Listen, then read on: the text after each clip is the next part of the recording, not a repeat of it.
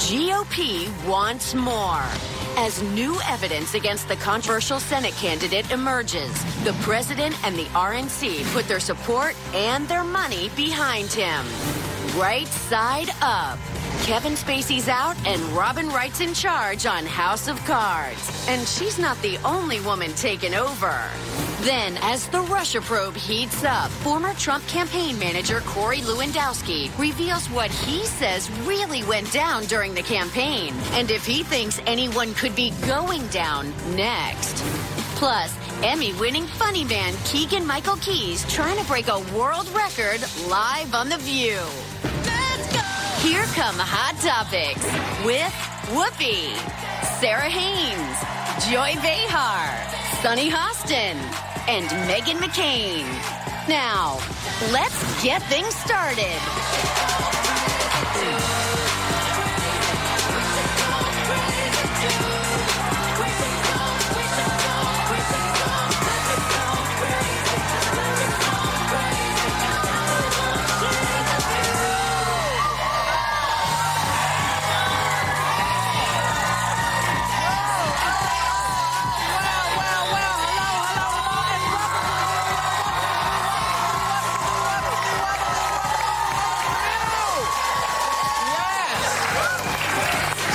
Right before we went on air, the longest-serving member of the House of Representatives, John Conyers, announced that he is retiring today. He still denies the sexual misconduct allegations against him, and some people are questioning, was he right to walk away? Would it have been better to stay and fight, or can you fight in this environment? Well, wasn't his health an issue? He spent some time in the hospital, and he's 88. I mean, he certainly has served his country for a long time. I think he's the longest-standing congressman. Yeah. So I think it was good because right now the look of everyone and all this coming out, he is older, he is on the tail end of his career. Do a solid for everyone, and optically... do a solid? Do a solid. Do a solid for everyone, and just, like, wrap it up. If you truly did not do one single thing, I always believe in fighting, but again, like, if you read into some of these things, you have to kind of question that. I think you walk away. Go enjoy your life. You know? Yeah, it's a hard narrative for the Democrats, for Nancy Pelosi to say he's a hero, which he is, as many of our icons are, but also have these sort of sordid pasts of sexual assault. So I think if the Democrats care about the future being female, as it says on your sweater right now, Sarah. I planted myself here. It is imperative that he steps down. That being said, his son, John Conyers III, he has asked to replace him in Congress. So I don't know how altruistic it really is when you're like, I'm leaving, but my legacy of my children will continue on. You can't swap out. Yeah, how does that work? You can't say, when you leave, they have to... He endorsed him. Okay. Yeah. Because folks do it all the time. All you have to do is look down the roster, and it's like, whoa, wait a minute. He can't just show up to work tomorrow and sit in the seat. No. But you know who's not leaving? Senate candidate Roy Moore. He is staying put as new evidence seems to emerge against him. The reality star in the White House has given him support, and the RNC has said, hey, we're staying with him. And, of course, there's always Senate Majority Leader Mitch McConnell, who seems to have changed his tune a bit. Take a look. Roy Moore should step aside. The women who've come forward are entirely credible. He's obviously not fit to be in the United States Senate. Do you believe that Judge Moore should be in the Senate? I'm going to let the people of Alabama make the call. This election's been going on a long time. There's been a lot of discussion about it. They're going to make the decision a week from Tuesday. Did you see? He said, I'm going to let the people of Alabama. It's like they throw up in their mouth just a little bit, and then they put it out there. I think the Mitch McConnell, that's the real Mitch McConnell, was the person that made the first statement that stood by morality and conviction, and the Mitch McConnell that we're seeing here is just playing. How do you know which is the real one? You don't because know. The first time he didn't throw up in his mouth, and then the second time he did. Well, when you take the high road and you do the right thing and you don't endorse an accused pedophile, you can. Yes. You don't have to throw up in your mouth. I think that was the real person. Are they betting an awful lot on this one Senate seat? I mean, is this really worth it? I mean, it's kind of funny when you, because, just like, how do you shift? Now, I know that the guy in the White House has promised everybody something. He's promised everybody, you know. And so that's why I think he's able to make the shift so quickly. But Megan, you predicted that you said even with all of this, the polls are showing that he's probably going to be voted neck in. and neck. But I think if we learned anything from Trump, just the fact that they're turning, I think there's something internally showing that he has a high likelihood of winning. Again, anything is possible, and especially in Trump's America. There's a weird sort of like inside the palace walls intrigue for me right now that's a little wonky. So Mitt Romney, obviously everyone knows who Mitt Romney is, tweeted Roy Moore in the U.S. Senate would be a stain on the GOP and on the nation. Lee Foreman and other victims are courageous heroes. No vote, no majority is worth losing our honor, our integrity. So Mitt Romney tweeted that. Well done, obviously. Yeah. So Ronna Romney McDaniel is Mitt Romney's niece, who is the current chairwoman of the RNC. So they're talking right now about the RNC giving money to this specific candidate. His niece could play a big role in this happening. And I do wonder, because it goes many ways, is he having a conversation with his niece, who's a big player in the RNC right now, about the optics of this long term? This is a lose-lose-lose situation for Republicans. I've said it before. I'll say it again. If he gets elected, if he loses. If we lose, it's obviously losing a seat. But we did this to ourselves. If you let Steve Bannon pick all our candidates, we're ultimately going to be blood let out of the party one way or the other. So why doesn't Mitch McConnell fight with Bannon then? Why is he endorsing this They're guy? scared of him. He still has a lot of power. And they need that seat, don't they? And the thing is, what I don't understand is they do have a viable choice, voters in Alabama. If you look at Doug Jones, yes, he's a Democrat, but he was a federal prosecutor for that state for 20 years. He prosecuted crimes against women, crimes against children. He prosecuted the U.S. bomber, a terrorist. So when you're looking at the Klan, and so if you're looking at a choice, it's not really a Hobson's choice, right? So politically, I want to know what happens next. So if he gets in, you have someone that has a major stain. So what do people just forget it and then just try to operate with him, or does it become the attack ads write themselves? I mean, going into midterms and 2020, this will be on us like a stain. It's our own fault for the women, especially in the Republican Party. I was watching a really amazing put on CNN earlier, and the stain is hard. It's particularly hard on conservative women because we're pushed into this, that I somehow would be okay with a pedophile. I would somehow be okay with not believing women who are victims of sexual assault. And this will live with us forever. And I'm just glad that there are people like Mitt Romney, honestly, around to speak. Bring back Mitt Romney. And also, you know, this will live with the women of Alabama. And hopefully you'll have the ability to explain to your daughters how this happened. We'll be right back with more Hot Topics. Hey, everybody. If you're a fabulous fan of The View, get this. It's that time of year again, and I got you the perfect stocking stuffer. Ooh, and you're going to need one giant stocking, because we're giving away awesome gifts and epic trips. Stuff so good, it'll leave you singing, "All I Want for Christmas is You." Good one. Happy holidays from The View. So visit us on Facebook, like our page, and find out how to enter. Is it possible? Still ahead, the campaign manager who helped Trump win the White House, Corey Lewandowski. And can Emmy winner Keegan-Michael Key break a world record live on The View?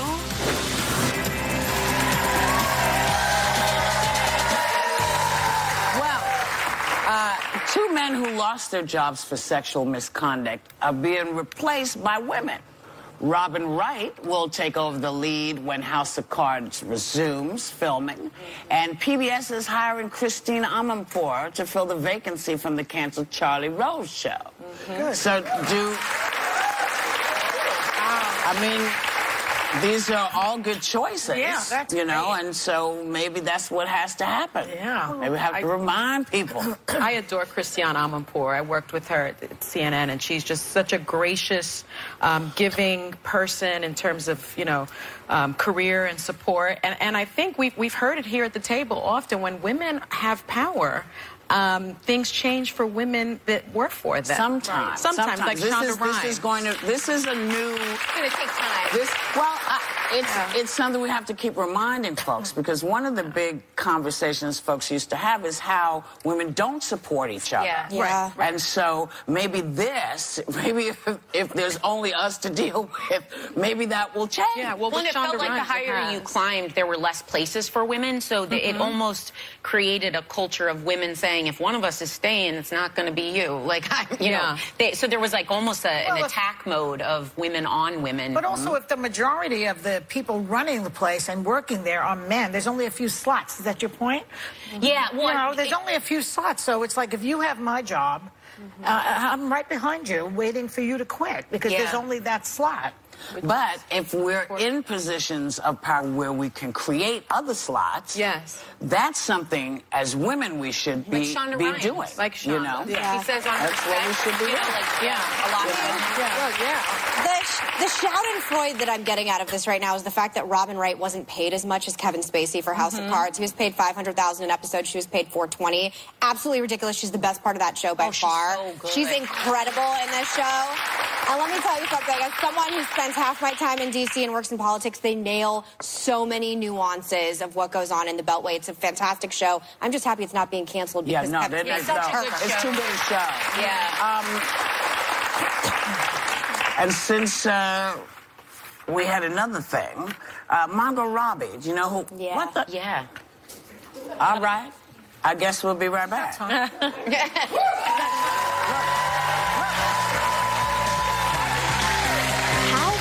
Should the president be about Michael Flynn's testimony? The campaign manager who helped put Trump in the White House, Corey Lewandowski, is live on The View. Next. View your deals, making you the hottest item of the holidays. We partner with vendors for half off this season's best beauty products. So get to viewyourdeal.com now.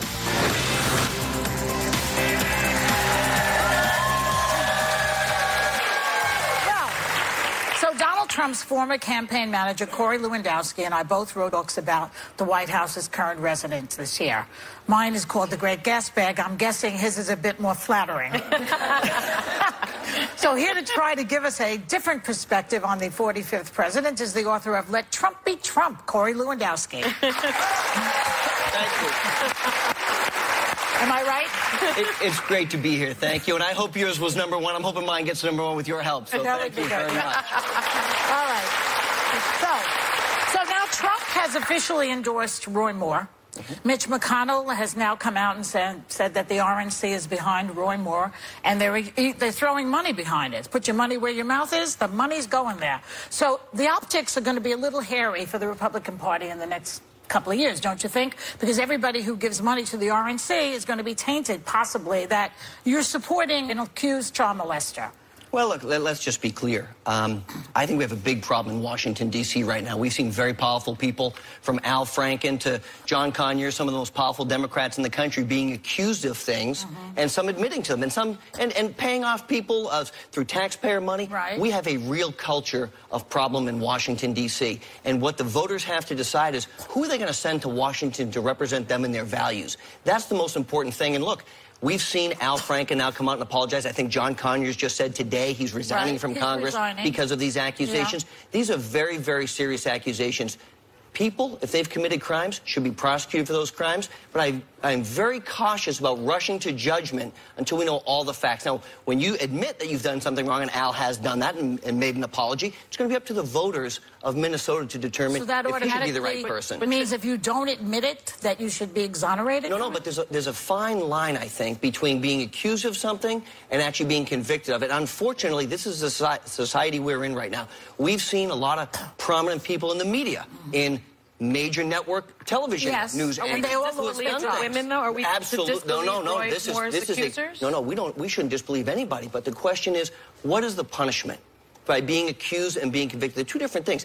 Al Franken has now admitted he's groped women. We have the pictures. Let's talk about Roy Moore. Roy Moore. Let's talk about Roy Moore. It's going to be up to the people of Alabama to decide if those are the values that they want to put in the U.S. Senate. It's not for me to decide. I'm a resident of the state of New Hampshire. But Mitch McConnell didn't say that in the first place. In the first place, he said, no, we're not endorsing him. He should get out. Now he's saying it's okay. So where does he stand morally?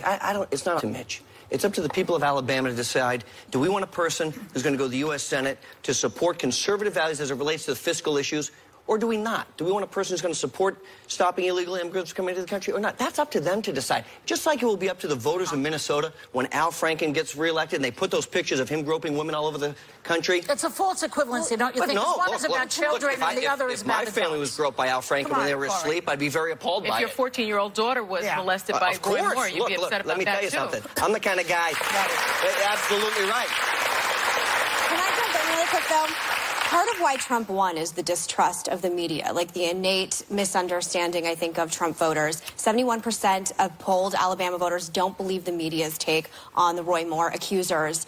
What is it that the media continues to get so wrong about President Trump and get so wrong about covering his supporters? Well, look, here's what we saw just this week. An ABC News reporter made up a story and was penalized for it. He didn't make it up. It was a mistake. No, there's a difference between making a mistake and factually having... You're a reporter who is a national television reporter and getting the facts wrong and going out and saying something that's wholly and factually inaccurate, and the accountability. Look, if it was just a mistake, ABC News wouldn't have suspended him for 4 weeks. They would have said, everybody makes mistakes. They would have said, everybody makes mistakes. Well, that was a big mistake. It's a huge mistake. And he's being held accountable for it, right? Well, he should be fired for it, is what he should have been. Because what you've done is you've taken the stock market in that one day. You dropped 350 points because what he said was that Donald Trump told Michael Flynn to go and do something, which was never the case. And so, look, I'm glad Mr. Ross is being held accountable. Wrong, Corey. Well, look, come on. There's no evidence that Donald Trump ever told Mike Flynn to do anything. Well, so to say that as a factual basis on a major television network, I think is a gross injustice of journalistic integrity. He did plead guilty to lying to the FBI, right? Right.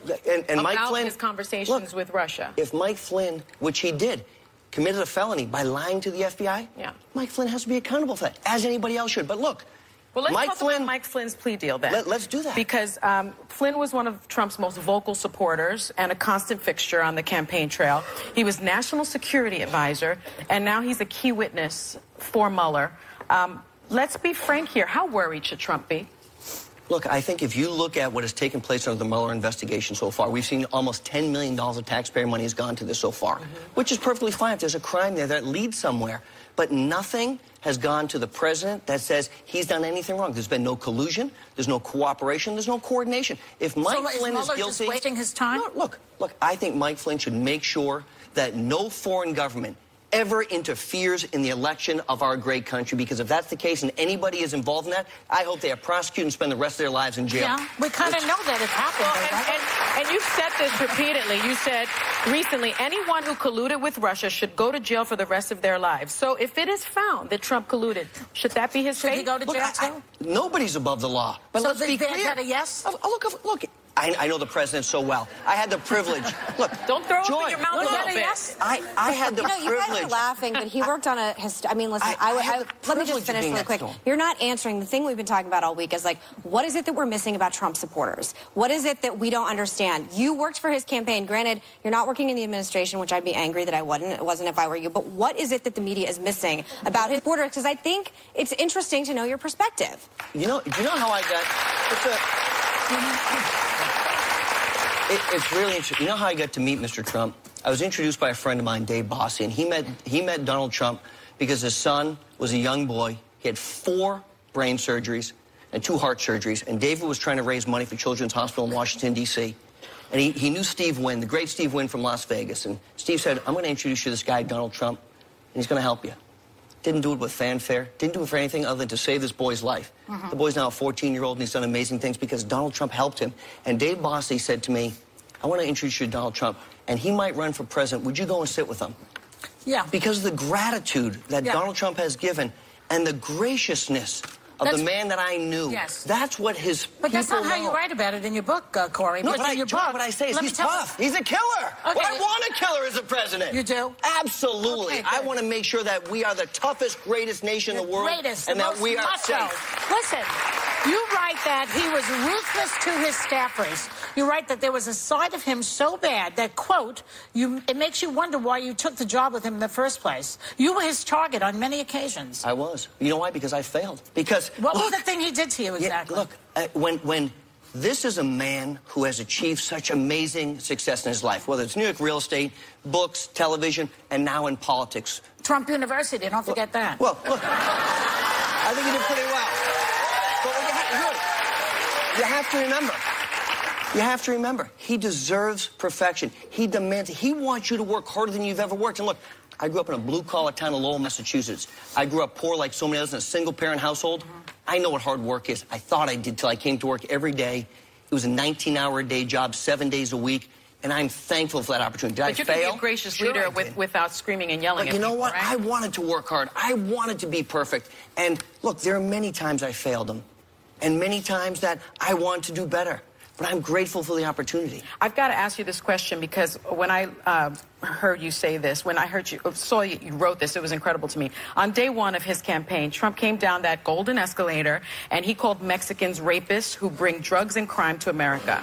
You wrote in your book that those words were as close to the opposite of racism as any words could be. Please, Corey, explain that to me. You have to remember the rest of the quote. Please explain that to me. What's the rest of the quote? He also said some, I assume, are a few, they're good people. Oh, yeah. But, threw a bomb. But listen, here's the thing.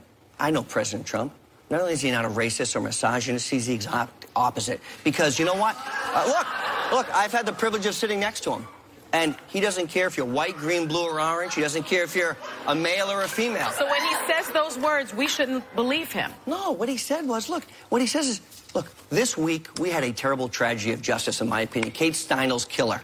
The man who killed her in cold blood was let off because of an injustice justice system. He'd been deported 6 times in this country, and this poor girl died. A beautiful young girl in California was shot and killed. And you know what? It doesn't matter if you're white or black, green or orange. Justice should have been brought to her Okay, but you family. know what? Anecdotal evidence is not policy and is not what we're talking about here. That is anecdotal. That's one incident.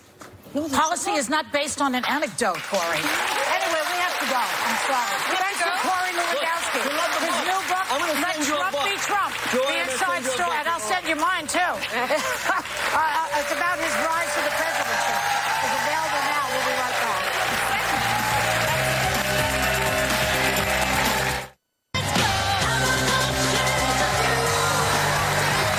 Welcome back.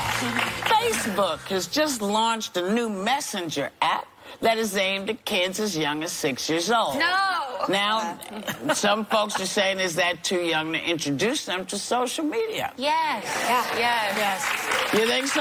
Yeah. So does that mean then all these parents who are constantly on their social media, at the table, at the resorts that they go to with their kids, are they going to put their phones down and pay some attention? Well, as Joy said earlier, there's no hope for us, but there is hope for No, the there next is hope for us. But, no, we have a thing at home, like, we're not perfect at it, but, like, we try to set our phone down upon entry, because I don't want, even if I'm looking at a picture or my mom's calling, I just don't want Alec to see me with a phone like this, so we do it as much as we can. We set it down in the house, but I don't want them creating anything geared towards my child. They get online too soon. 6 is awfully young. It's very young, and then they can't even get off. There's an addictive quality. But there to are this studies even now that are saying that teenagers' brains are not fully formed. Yeah. So when you're 6 years old, you really don't have it down yet. And it's an addictive thing. I see it when my grandson's playing a game, Minecraft or whatever the hell it is. I mean, it's a total obsession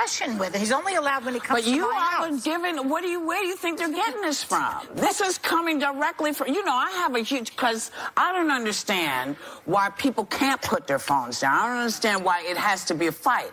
Your kid is there. And if you're not going to pay attention to your kid, other places are going to start looking to see if they can do it. That's something else. That's something else. I totally agree with that.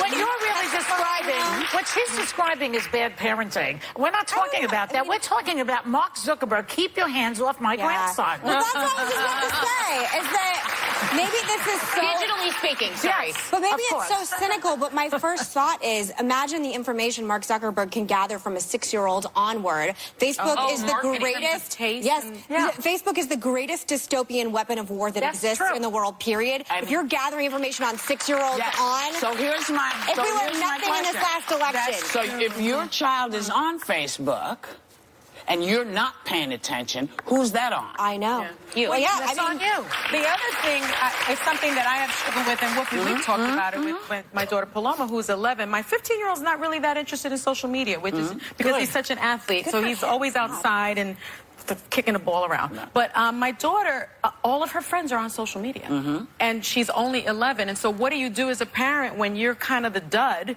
who's like, no, you're not getting on social media? And so you almost are pulling them out of a social circle. Well, yes, you are. Throw a but you can also, you can...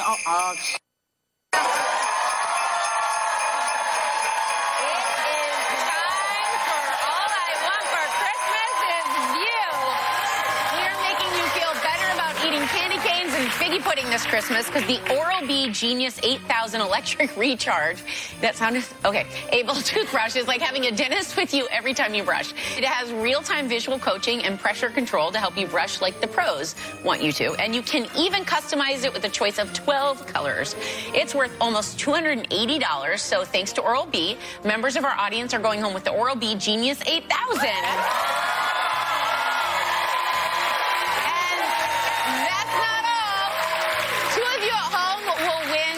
Products we give away today and this next week. Enter for a chance each day by visiting our Facebook page and using the daily code you see on the screen. It's that easy, so good luck.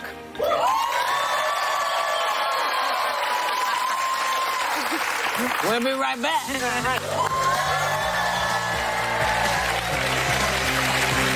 Hey guys, Keegan-Michael Key here, and I'm going to attempt to break a record right here on The View today. I'm not going to tell you which record I'm chasing, but it is not the record for the most words uttered in 15-second beauties, because really, what would be the point in doing that? That's just excessive and unnecessary showboating when you come right down to it, don't you think? I do. This week, hold on tight, because The View's hot topics are on fire. Tell us more. Okay, get ready to laugh out loud when Ed Helms and Tiffany Haddish face the ladies. Hey now. It's funny. It's all this week on The View. Skits ever. He's making his Broadway debut with Amy Schumer and Steve Martin's new comedy, Meteor Shower. Please welcome a truly funny man, Keegan-Michael Key.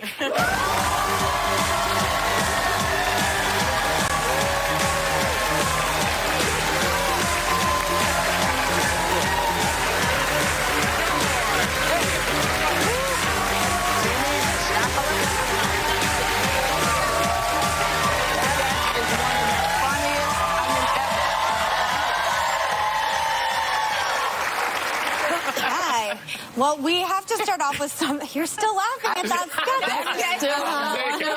good. One of my favorites, because it's exactly... It's what would happen. Okay, I'm cool. I got it now.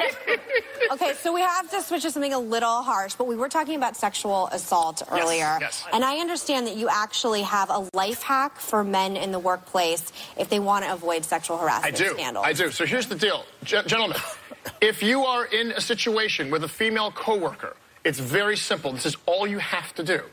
Just pretend, no matter what the environment is, that you're talking to Dwayne "The Rock" Johnson. Okay? That's all you have to do. That's all you got to do.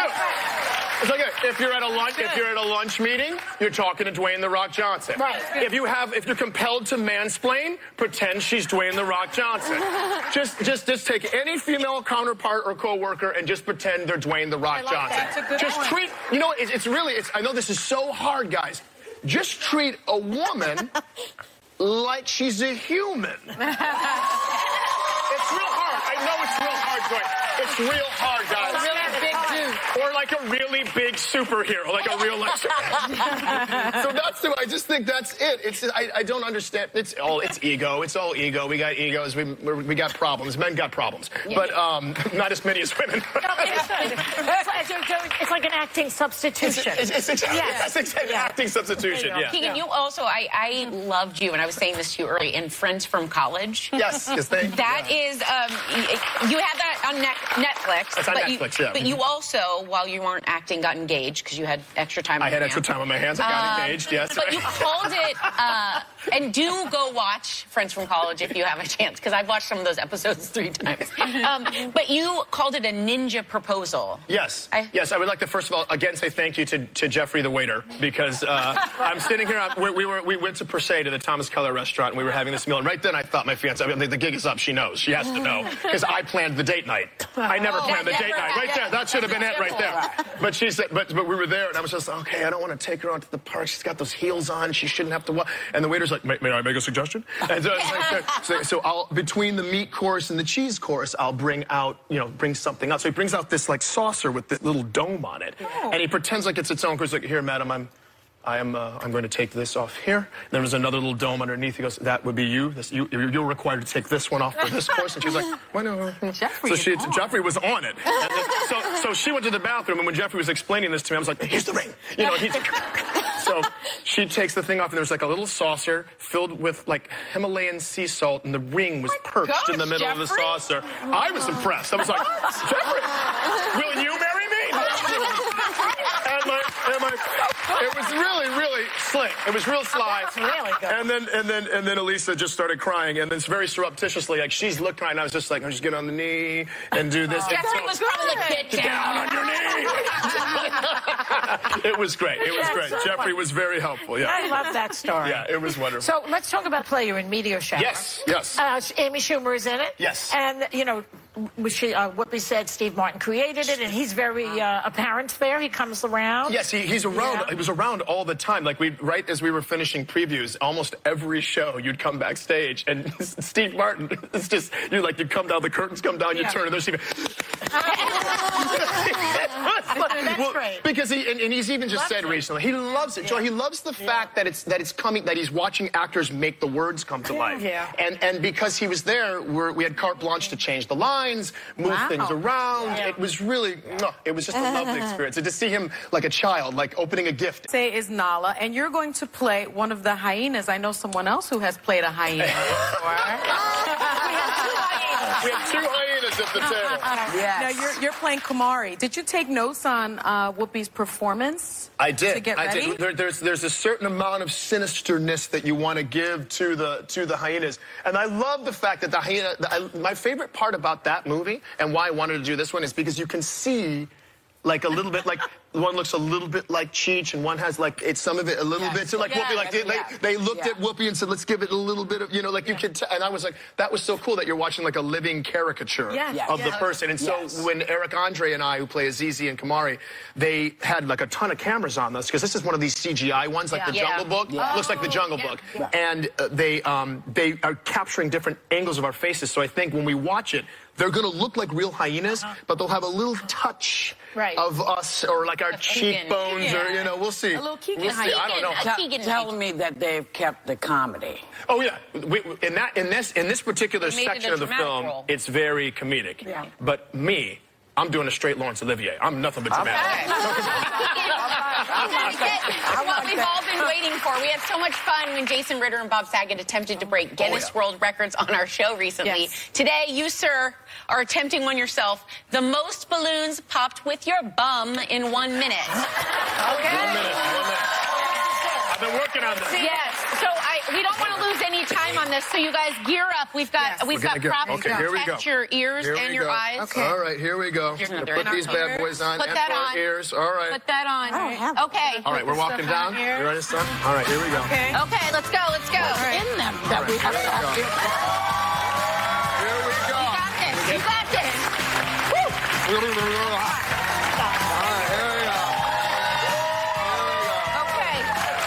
Assume your position, sir. Assume the position. Here we go. Okay, and we've got Guinness adjudicator Hannah Ortman is here. Hannah is here. It's making it official. Tell us what we need to know.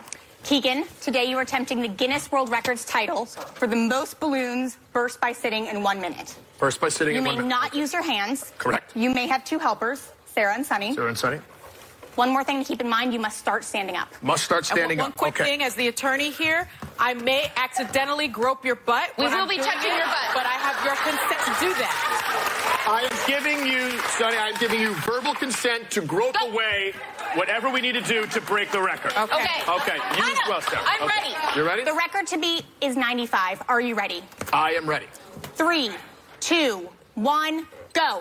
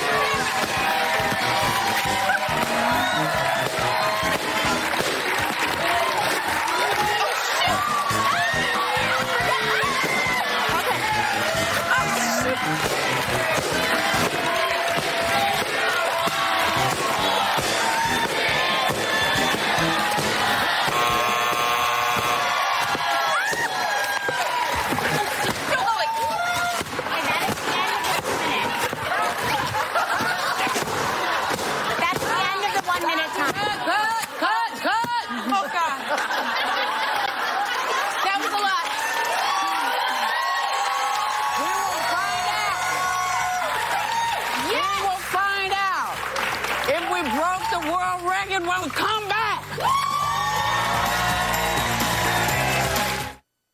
Hey, kiddo. See any stars out there?